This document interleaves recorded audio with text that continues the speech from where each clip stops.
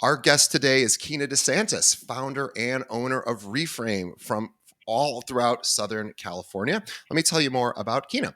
Now, she is the realtor and founder of Reframe. Kina De Santis is a trailblazer in the real estate world, recognized by the National Association of Realtors as a 30 under 30 honoree for this year, 2024. Her remarkable career began in 2020 as a new agent, learning and building to achieve over 200 million in sales. Again, during her 20s, which she is still in. From her early days working independently, Kina's ambition and talent quickly led her to start a team before ultimately founding her own brokerage, where they have initiated year-over-year growth in volume every year since 2020. Kina's rise to prominence started on TikTok, where her unique blend of education and entertainment attracted a large and loyal audience.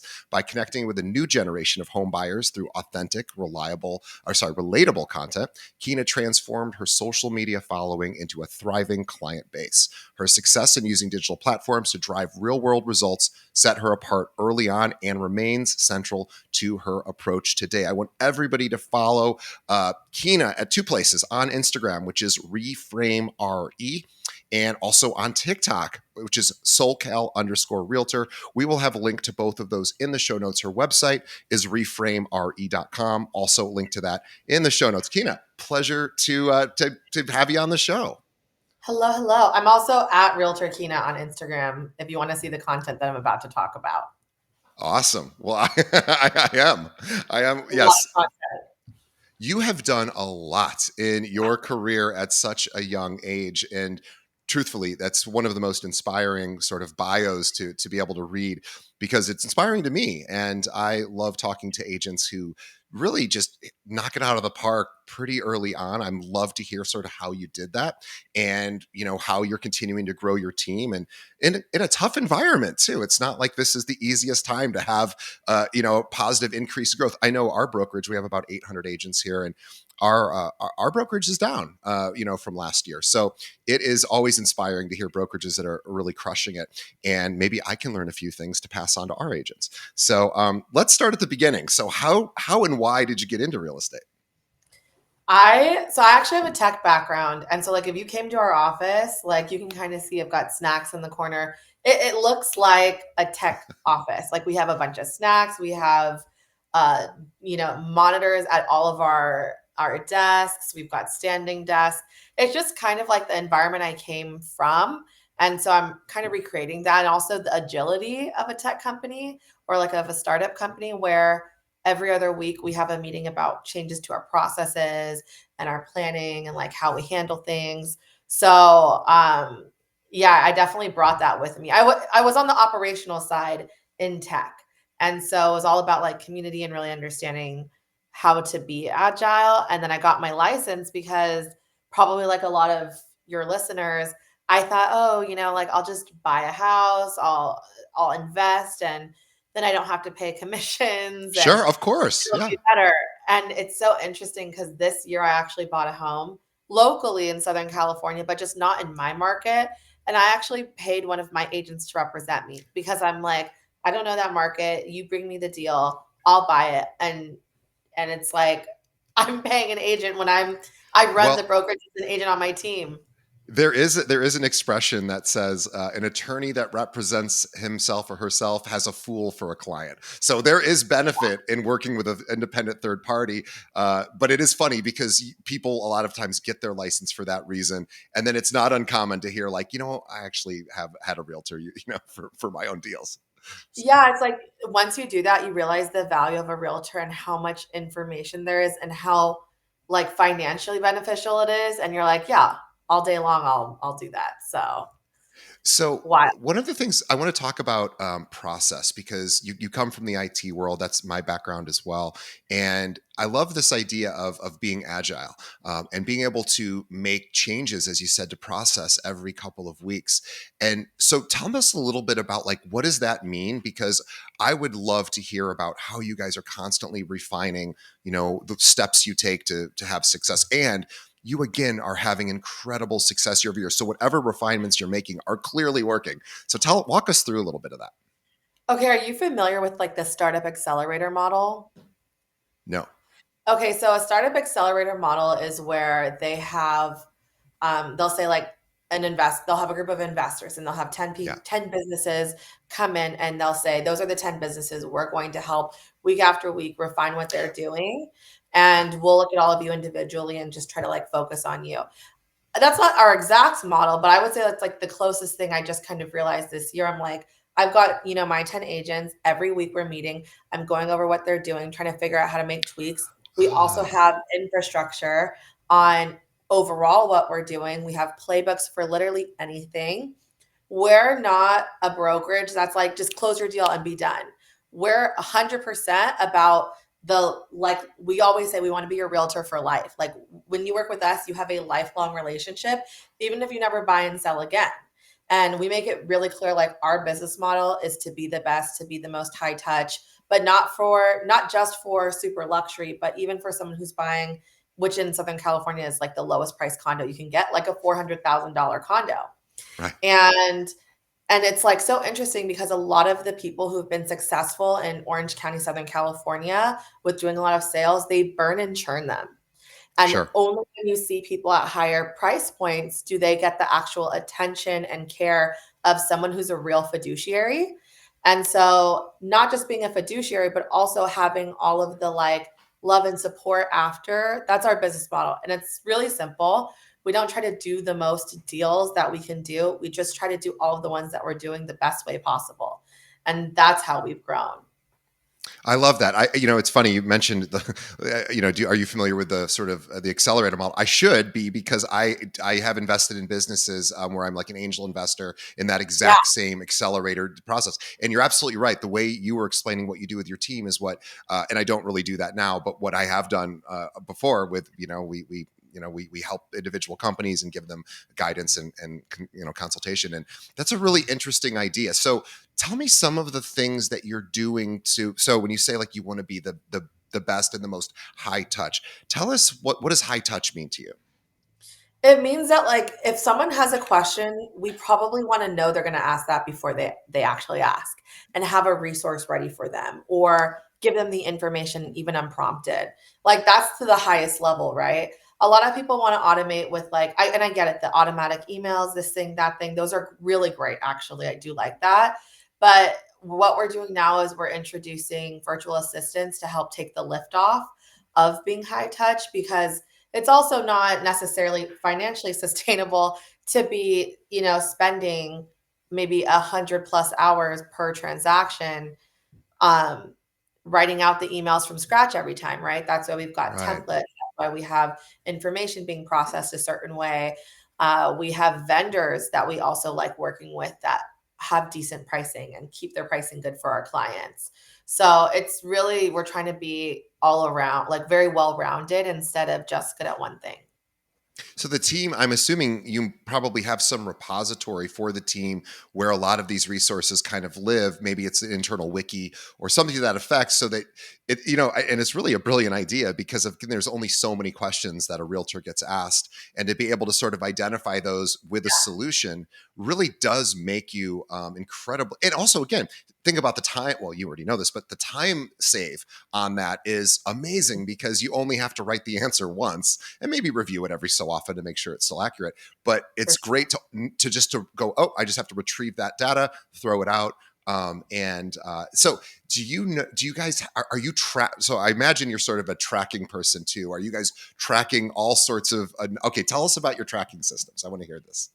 So we're looking at, well, like on the long end, I'm looking at each agent's individual like numbers, units, where they're coming from. Most people come from our social media. Even my agents, home buyers and home sellers come from social media.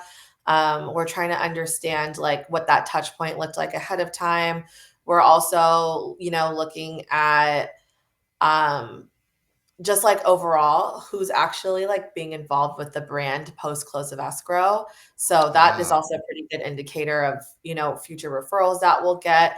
I will say like something to really understand is we're also looking at sentiment, which isn't something you can really like say, here's hmm, the number of our sentiment this week, right? wow. Um, but our most part, our buyers and our sellers are coming from social media. and they're reaching Yeah, out to us. And because they're meeting us from an algorithm, we have this like really good connection. Our culture is really tight. If there's ever a time where, someone's not a culture fit, or the effort isn't there, or the ethics aren't there, they're off the team pretty fast. sure. And it's, even if we like somebody, those three things have to be there, because those three things make a good agent. And that's what the people who reach out to us are looking for. So we're also really keeping that into account. We're not trying to be the biggest brokerage. I actually don't want a lot more agents. I just want to be lean and mean. Yeah, it makes sense, and it's really interesting this the social media model because it's incredibly hard to crack and to gain any sort of real following that's going to ultimately generate enough leads to create a business even for one agent. In your case, you have a lot more than one agent. So tell us about sort of how that came to be. How did you start? How did you kind of begin to develop a following on social? When the pandemic started, my husband was like, "You should be on TikTok. You should be posting on TikTok." And I actually sold my first home when the pandemic started, like by myself, and I was so fresh. And so I started posting every single day. And I don't know if people had really done this before. I'm sure because it's not that original of an idea. But I think I might have been like the first agent, at least in my market, that was posting what X gets you in X city, right? So Oh, what I like that. $1 million gets you in Tustin or Orange or Villa Park. And that started catching like really well. I started incorporating like just lessons that I had learned, information that I think people needed to know. When I started in real estate, really nothing was about real education. It was all like, here's the steps and here's how to reach out to me. And And it or was, here's me at the gym working out, and here's me with my dog, and me realtors yeah. do this all the time. Yeah, Yeah, and like for me, the easiest thing is if I can just provide value, people will just show up at my door. And honestly, that's how it works. I don't, I'm not against, the cold callers and the dialers and the door knocking, because I have agents who do that on my team and they're trying to sniff out deals for some of our clients, and that's amazing. yeah. But for me, we have such a big opportunity in our local market to really make a difference. Like when I go to an open house, I don't think I've had an open house in the last like couple of years where somebody hasn't walked in and been like, "I know you." And I'm like, Get "TikTok? wow. Instagram?" And they're like, "Wow, you're exactly like who you are online." And I'm like, "Yeah." Because like I'm not trying to be cool, I'm just trying to like be helpful, and that's fine, like everyone has their own thing. Some people want to be cool, they want to present a certain Look a image. certain way. Yeah, sure. Mhm. But But I you know what's think funny? You know what's funny about that though is that is that is very common, right? Like it's common to try to look perfect and have perfectly well lit, cool shots with professional, photographers or videographers, and do really cool video things. Like, yes, you can. That's not hard. You can hire someone to do that, mm, but to actually provide real value, that's actually hard. It's really not that hard, but it's not something. Again, most people just think visually. They're like, how do I make this look the best, or how do I make this sort of sparkle in a certain way? And yes, and obviously that works too. But I think that's a much more crowded space than the like, yeah, hey, are you thinking of moving to Fullerton? Like, let's talk about what $400,000 gets you, right? yeah, yeah. Like that's Wow, actually useful, right? it's Yeah. great that you know Fullerton, and also $400,000 gets you a third of a house. Yeah. Well, my favorite band of all time is from Fullerton. Well, the Beatles are my favorite band of all time, but my second favorite band is Social Distortion, who is from Fullerton. Oh, yeah. They're still, I think half of them are still They're local guys. Oh yeah, yeah. Yeah. Mike Ness was this. Nobody cares about this but me and Kino, but he was just given the key to the city recently. But anyway, so I'm a big Social D fan. Oh, me too. But yeah, so I love your area, and I was telling Kina my aunt grew up. My aunt lives in Orange, so I've been out her way a bit. Where a lot of people outside of Southern California don't even understand that Orange is a town. Like they Yeah. just know Orange County. They don't know Orange is an actual thing. But let's talk about, so when you're deciding to make TikTok content or content anywhere, video content, how do you think about, like, where do you get your ideas? Is it from what your clients ask? Is it just wisdom? Are you looking at trends on TikTok to sort of figure out what is getting the, like, in other words, there's nothing wrong with that either, but looking to see what's currently hitting the highest or Yeah, so hear me out. I literally don't research anything of nice. trends or what people want to hear. I just talk about whatever I care about and whatever's on my mind and what people have been asking me. I don't spend any people think I spend so much time crafting my content. I don't. I show up, I start talking, and then I leave. That's it. Or like someone will say something and I'm like, okay, let me just make a quick video about this since I'm like talking about it a lot and this is a good like thing for people to actually learn and know.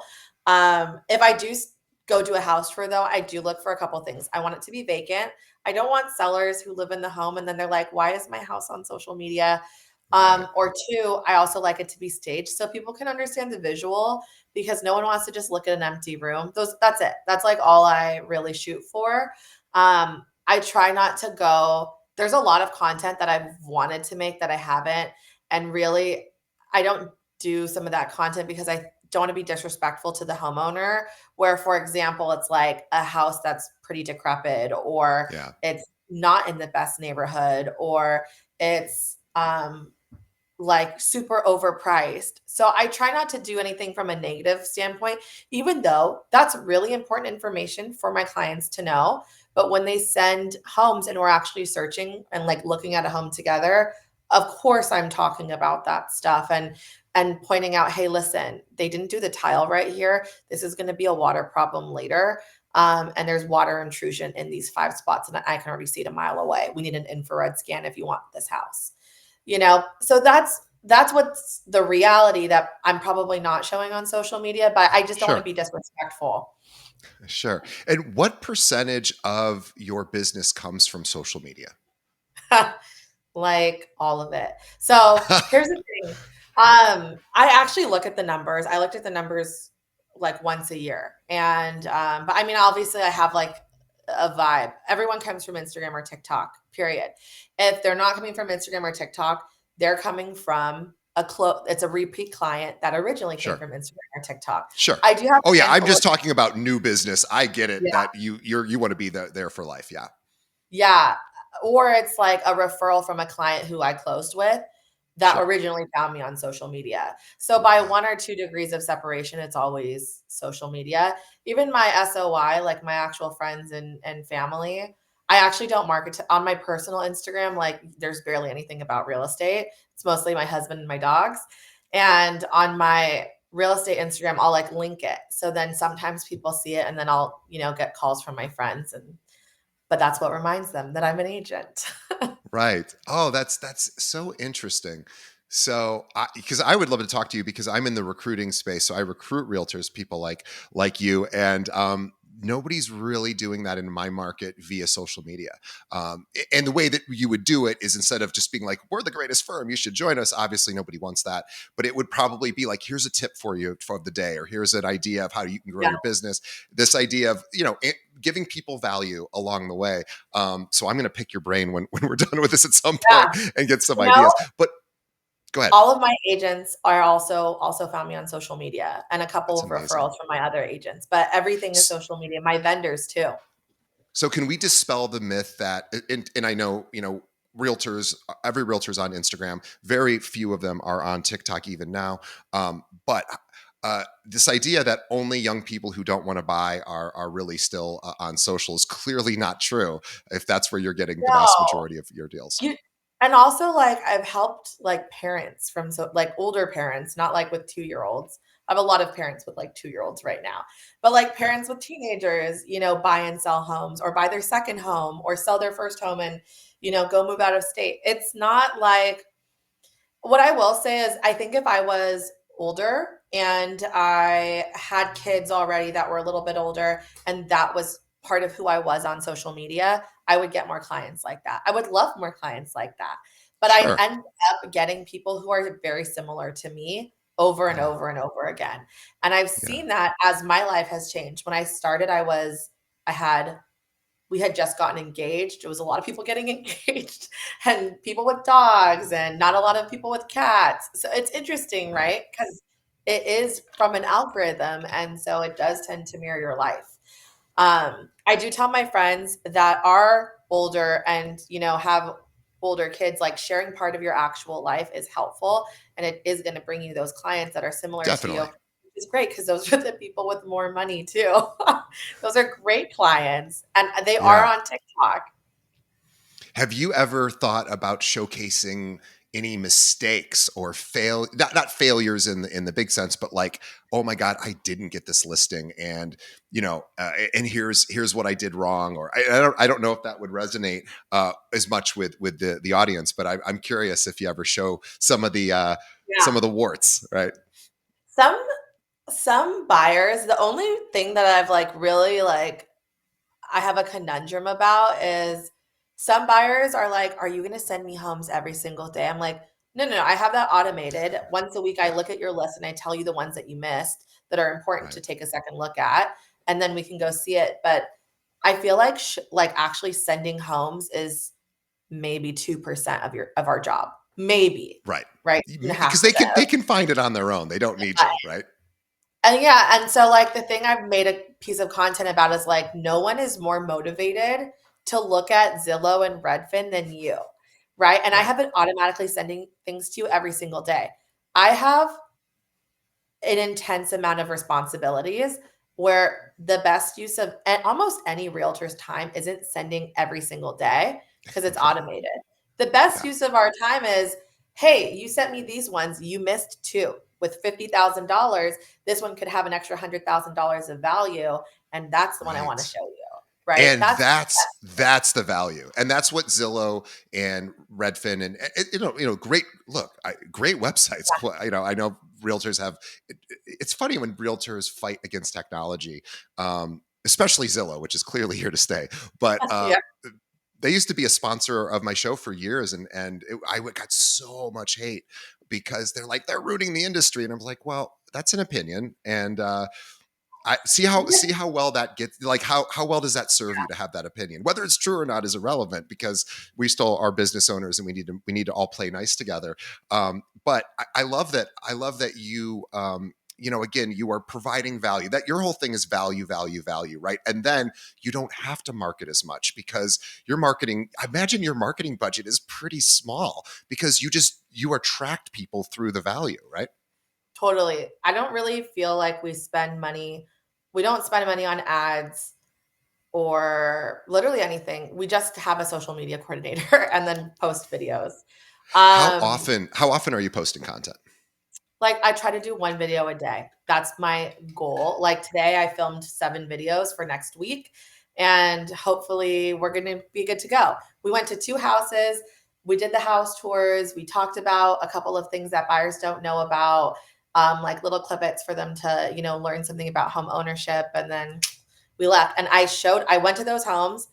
I confirmed them this morning. Like I went to the MLS and I was like, can I show your home on video? So Uh, these weren't even your listings. no, no, the agents were like, "Please go for it. Thank you. Please Yeah, tag me." yeah. Please advertise this. Yes, of Yeah, course. yeah, 100%. And then I just showed up and I was like, "Oh, this is cool. I should talk about this because buyers don't know that recessed lights, you can change the warmth of the lights." Yeah, And it's like, there's a video. People want to know that yeah, information because a lot of people think you're going to have to, pay hundreds of dollars to do it all yourself, but they're already there. And it's like a little yeah, piece of value. Um, I also have buyers and sellers who've come to me, even though their friends worked with somebody else, but their friend was like, you need to talk to this person. And I'm like, yeah, okay, thank you for the referral, even though you have your own agent. So it's just helpful information. It's like karma, right? It's like free points. You're like putting money into the karma bucket and it comes yeah. back around at some point.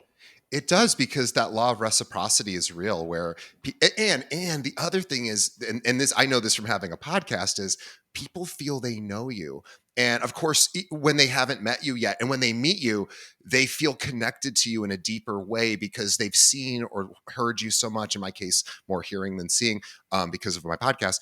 But it is funny where people will come up and they'll go, I've listened to 400 episodes. And I'm like, 400 episodes? Really? I wouldn't have listened to 400 episodes of me, but I appreciate it. And they go, oh yeah, I really appreciate, I loved your journey through X, Y, and Z. And, it's really wild, but you're right. It is really cool. So, so you're doing content, you're doing a video a day, and do you have somebody then that edits and sort of produces it for you, or is it kind of just run and gun, or? No, I need help. I need help editing. I need help scheduling. Um, Back to that startup thing, I do try to hire like as many people as I can to help me, as many people as I can to help me. That's cost effective is kind of how I think about it.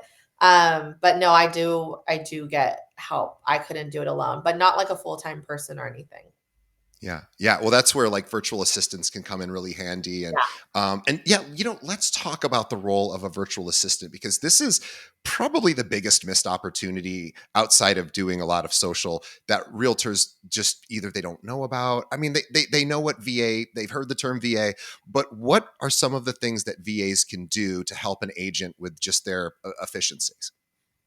So for like the average agent, I think like even drafting offers. So here's the thing, everything we do is like extra, right?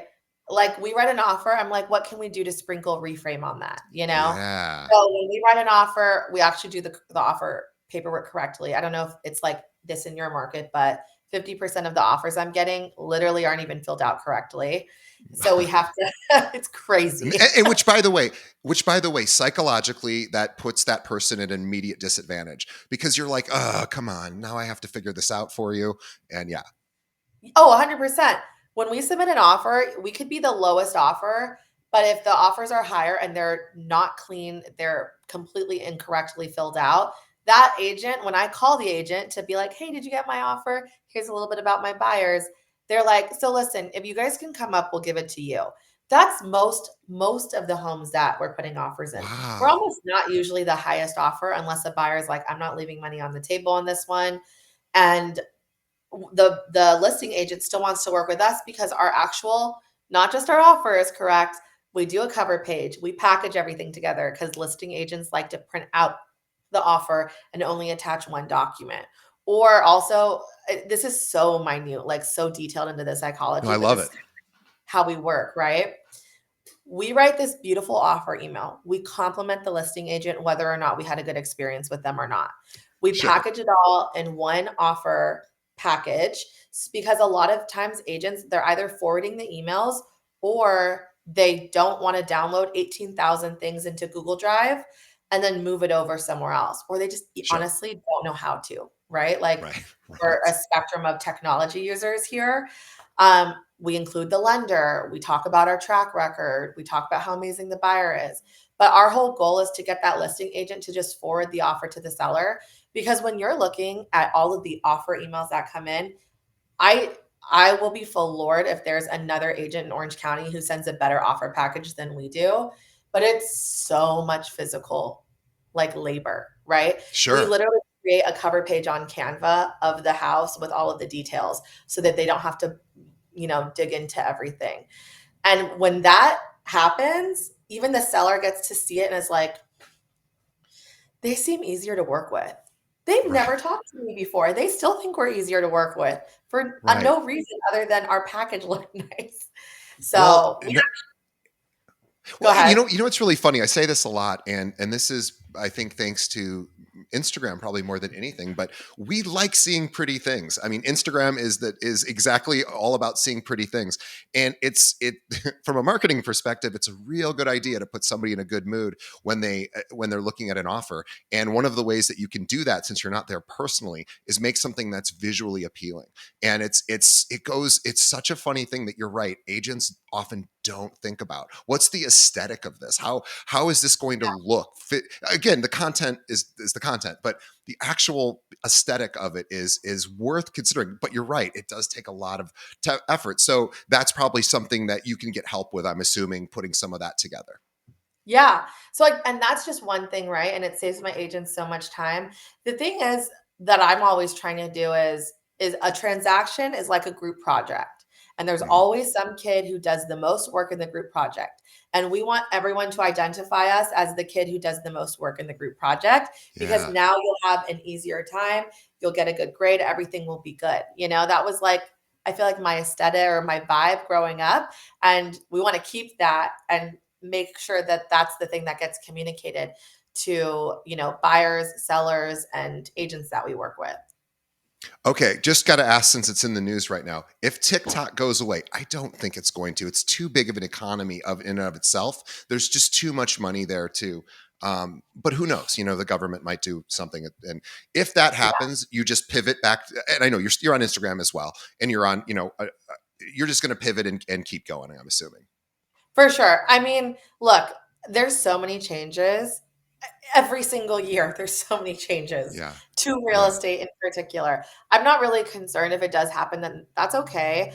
I'm still on Instagram. I'm still posting a lot on Instagram and meeting a lot of people from Instagram. We also have an incredible community of close clients that give us a ton of referrals. So I'm not necessarily concerned where I'm like, our business is going to really be hurting from TikTok. Yeah. Well, and that's right because you're providing content, you're providing value, and if TikTok goes away, something else will take its place, and then you're just putting your value there, and it's little to do with the actual platform, right? It's all about the content. I'd love to know about you talked about having clients for life. So, what are you doing post sale to stay in touch and to make sure that those people still feel appreciated a year, 2 years down the road? Yeah, so we call it a 12-month touch. And so that means that once a month, every year, they hear or see our name in some way, shape, or form. So we have and sometimes like we even see them in person. By the way, I have my like close clients show up to my open houses to say hi all the time. So I see people around a lot, which is nice. And I really like everyone, which makes it all worth it. But we have a big Lunar New Year party every year. Everyone's invited.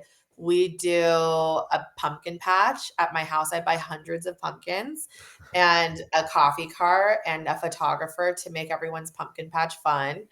We do some community coffees for other people to meet everyone. I have all these other ideas of things that I would want to do too, but those are the three big like events that we have. We also have workshops. I really like to get vendors that align with our, I guess, values and how we are. And so we'll do like a trust and will workshop where they'll discount their services for reframe buyers, which is great. He'll do a workshop, teach everybody about trust and will, whether you know them or not. Um, So we're talking about like estate planning attorneys, right? Like that yeah, that kind of thing for trust and will. Yeah. So you're yeah, basically saying, hey, especially person who just bought a home who's maybe in their early 30s, you are not thinking about a will right now because of course you're not. I want you to come to this thing because we want to protect, your situation. yeah. Case the worst sort of thing happens, you need to be protected, and I love that. I very very few agents I've ever heard do those kind of they do first time home buyer seminars and Yeah. and that's great too, but that's a pretty flooded market. Estate planning is not, and for realtors, I love that. You could even get into, and again, this is a bit more of a unfortunate thing, but divorce you could even get into as having, because 56% of marriages right now end in divorce in our country. So it's just a reality. So estate planning attorneys, divorce attorneys, you could really just go on and on with all sorts of amazing content. Oh, 100%. And it's really like it's not even just like the discount, right, that they're getting. It's the lift. It's like the mental lift Oh of yeah. in the back of their mind, they're like, I need to do my trust. I just had a kid. I need a will. Okay, who do I go to? And now it's like, oh, Kina does this every year. Easy, you know? Yeah. So you're doing client appreciation events like 3 times a year. You're doing workshops throughout the year, We'll and do 2 they're workshops, probably, yeah, market and email you're updates. Yeah. and then you're doing the email market updates. I'm guessing things like that. Yeah, but like I hate market updates like that. Nobody reads them. Nobody cares, right? Yeah. So this next year, I'm gonna also send them like, "Hey, here's our off markets. If you know anyone, let me know." Mm, Um, or like, here's the heads up of like what's going on with Reframe this year. Then you're invited. yeah. I have an idea for you too. Like this is something that was done, and it's not my idea, but it's an idea that's worked well here in Chicago. This is a brilliant thing, and I don't know how easy it would be for your market or for even further south. I know you have a few offices, but there's a woman here that what she does. I wish she was one of our agents because she's so cool. And what she does is she sends out every Wednesday. Here's what's going on in Chicago this weekend. Here are the things you need to go do. So instead of looking at 100 different things, which is what I end up doing every week, going, okay, what do I want to do this weekend? Her email comes in. It's like 5 things, and it's like because everybody at around Thursday starts going, oh my gosh, what are we going to do this weekend, right? Especially Yeah. younger people. So that is a brilliant piece of content that again takes some work and takes some heavy lifting, and that would be maybe a VA could do it, but that is she's the only agent. There's 46,000 agents in Chicago. She's the only one I know that does it. She's done it for 8 years. It's like all her business comes from there. It's brilliant. Oh, that's great. I love that. Yeah, I think that hasn't popped into my head because on the weekends all I do is show you're homes. working. Yeah. That's great. I have a couple clients who do that actually, and they have really cool businesses of like local stuff. It's awesome. I love seeing it. Awesome. Well, you have, and again, we're talking a lot about social media and content and marketing. We're not really also realizing that you just won this unbelievable award, 30 under 30. This is a big deal. I have friends that have won it. I've had lots of award winners on the show who have, who've been there, and it's always the biggest superstars. And what's really cool is if anyone's out there sort of wanting to go for that, one of the best parts of it is you get invited into a little secret group of all the other 30 under 30 peeps. And it's like a mastermind of the very sort of, at least maybe not the very best agents, because who knows who's the best agent, but certainly agents that are doing some really cool stuff. So tell us about that process and what that meant to you to sort of earn that award.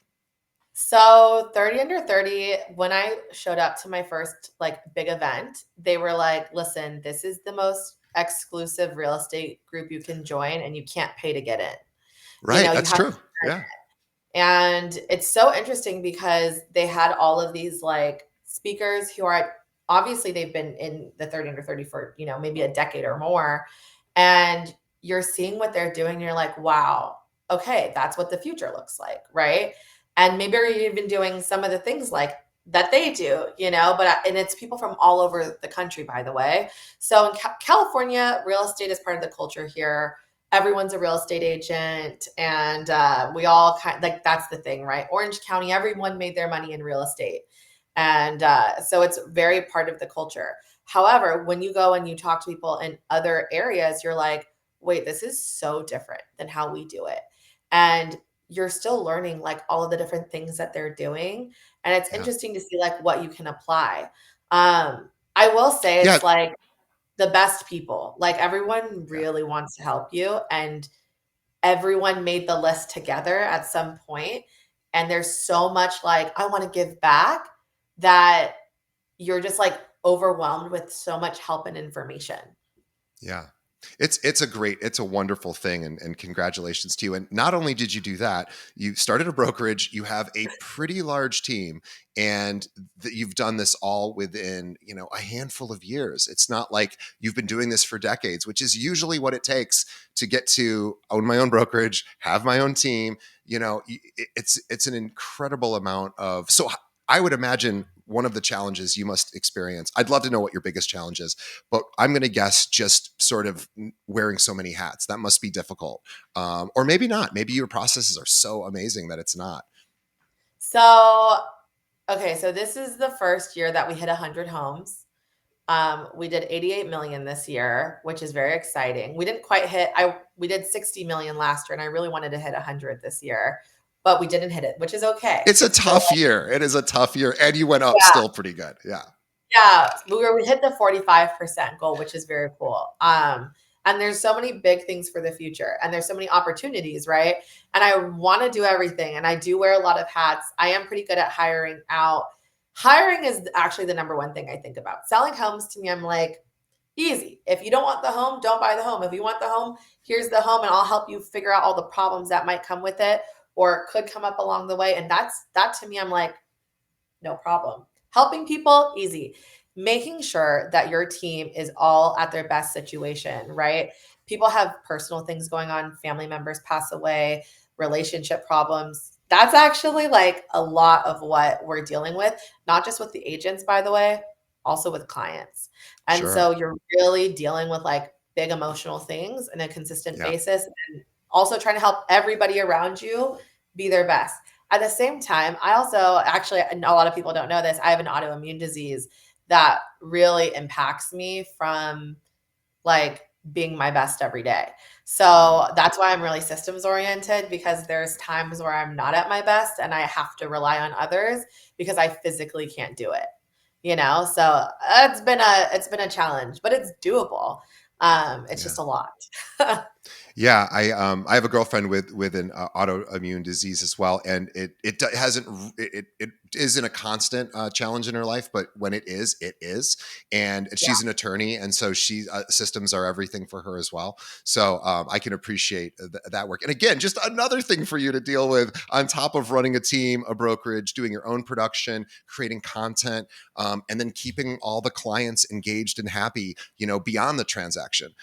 So it is. So tell me, what's the biggest challenge? Everyone's got a challenge in their business. What's the biggest opportunity for growth for you guys, or the biggest thing you need to work on and fix? I think for us right now, it's maintaining that high. So we've grown, right? And we're, like I mentioned, we're really high touch. I want to maintain the high touch like effort that we put with our clients, standardize it a little bit more so that everyone's always up and trained to the level that we want everyone to be. And just make sure that we're optimizing everything that we're doing, right? And I do think Yeah. that the way to do it is with virtual assistants. We're again, like we're actually in the office. Like I can see my agents walking behind this computer. They're in the So office on their the agents come in. The agents come in. Yeah. they come in. I try to make it a nice environment, right? They want standing desks, they got standing desks. They wanted new chairs, we just got these chairs. So it's where I'm really like, I think about my agents a lot. Like I actually am like up at night and I'm like, what does Chi Chi need for her Yeah. business? And then the next Yeah. day I'm like, or actually, to be honest, at night I'm like, Chi, tomorrow, let's meet for 15 minutes. And then we'll meet for 15 minutes. And I'm like, you should do this video thing and you should change how you're doing it so you can segment your audiences better and, make sure you're targeting who you want. She'll literally, after that meeting, go do it. And then this happened this year. She got 500,000 views on a video, all because at night I was like, la, la, la, la. And then she was like, got it. I'm going to implement it. I'm going to make it my own, do my own thing. And then she literally did. And she's like, took it and went on a whole roll and is closing 14 homes this year. Last year, before she joined Reframe, she was selling one home a year. And Wow. so, like, I'm really thinking about everybody on like a professional, but also personal level. Like, what do people need to make things make sense? And, You know? you basically took her, which ultimately you would think is a dual career agent, one home a year. They're probably doing other things to support themselves, or they have a different situation where it's not as important. And now you're turning them into a single career agent, and like that's an incredible thing. That is a difficult thing to go from dual career to single career, and you basically just with one idea, and I'm sure it's more than just one idea, but with the ideas you shared, you basically showed this pathway that she could take. That's very different from a lot of the traditional sort of how do you grow your business pathways, which is, sphere of influence focused, which is great. And that works certainly. And I think that tends to work in rural environments really, really well. When somebody's in a smaller community where there's just not as many people, you really have to sort of, be out and about in the community, and I'm sure you are as well in your communities. But this idea of the smaller communities really have to focus, I think, more on that. But this is amazing. So I have taken up a lot of your time, and I want to give it back to you because you have. I thought I had a lot of responsibilities. You have more than even I. So I'm going to thank you on. First of all, before we end, I want to. I want to ask one last question. What's the best piece of advice? Because you talked about 30 under 30, or just any mentors that you may have had outside of that. What's the best piece of advice you ever got for your real estate business, if it comes to mind? My best piece of advice. I don't think it's a real estate advice. I think you could start out as a solo agent, but essentially you're always running your own business. I read like 100 business books since I was 17, like before I was in real estate. So I'm like a business person doing real estate. I probably won't be in real estate like in this capacity forever. I'll Sure. have a good different No, you're business or like a growing. real Yeah. estate tech company. Yeah. But I feel like if you're in a situation where you can help other people, it's so cheesy, but like if you really can help other people and you have a good intention, you will be okay. It'll come back to you. People everyone's like, why are you helping your agents grow their business? They're going to leave you. And I'm like, what?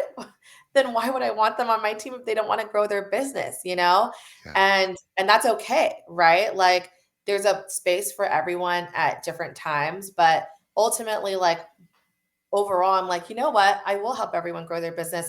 And then I'm going to help them figure out how to optimize their investing. And then I'm going to figure out how we can all Yeah. optimize our lives together. And then I'm going to get the back end system so that everyone can work less, make more money, and clients can be happy. And there's always going to be a problem to solve. But if you're solving the Sure. problem with good intentions, how hard it would be so hard to fail, in that situation. So that's And like personal opinion.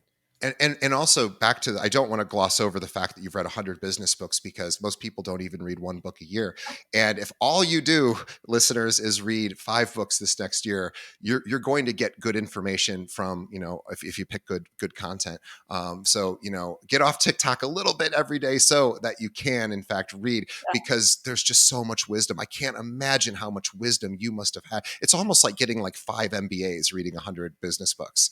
Yeah. It's invaluable. And then of course the other thing is providing value. Like the end of the day, people respond to value, and because we all want answers, we all have questions and we need answers, and we don't have the time to seek it out. So I love that you're creating that kind of content. So everyone who's listening, let's go check out Kina's content. There's a couple places to go: on TikTok, SoCal_realtor; on Instagram, it's Reframe RE. And if you want to check out her really pretty website, it's at reframere.com. I always like a clean and simple website, and she does a really nice job of looking a little different than some of the more traditional websites that you might see for agents. And I suspect that probably works to your favor as well. So on behalf of our audience, I want to thank Kina. She is amazing, and we are going to continue. In fact, for no other reason than take her ideas and apply them to your own business. Unless you're in her market, then don't do that. But everywhere Maybe else in you're the in my country, market. you could do that. No, I'm teasing. Kina wouldn't care because she knows that she is really the brand for her business, and of course everyone who's listening, you're the brand as well. So let's create your own brand. Let's watch what other agents are doing, especially in the video space. If you're like, I don't really do that, now's the time to think about it and get in. SoCal_realtor on TikTok, Reframe RE on Instagram. And Kina, on behalf of the audience, thank you. You are amazing, and we're going to continue to watch you grow, and we'll have you back from time to time because you will have new things to talk about. And I'm excited to continue our conversations. And also, on behalf of Kina and myself, we want to thank the audience for making it all the way to the end of the episode. That means a lot to me personally and to Kina, as well as our entire Keeping It Real team. We've been doing this for 7 years now. And by the way, we have our first webinar coming up. I should be promoting this more. On January 7th, if you are interested, we have 3 speakers. We're going to do a live webinar, including a live coaching session. We have also a $290 million annual producer who's coming on to say, here's how I generate leads. And we have Kim Ritberg, who is a former TV exec from California, now in New York, who will tell you exactly how to do it better on video. So the best way to do that is go to keepingitrealwebinar.com. It's $49. We're just, have to like pay the bills to make sure we can turn it on. And other than that, you'll get so much incredible value there. And again, the best way you can help us grow as a podcast is to tell a friend. Just think of one other realtor in your business or in your office that could use a little bit of help. This was a pretty cool conversation. This is one that had a lot of actionable ideas. So send this off to your favorite realtor who might just help them for 2025. Because let's remember, it's tough out there right now. Let's make it as easy as possible. Let's help each other with value. Kina's all about value, and so are we here at Keeping It Real. So I want to thank everyone for making it to the end, and we will see everybody on the next episode. And if this, I think this comes out before the end of the year. So happy holidays and happy New Year. And Kina, same to you and your team. Happy holidays.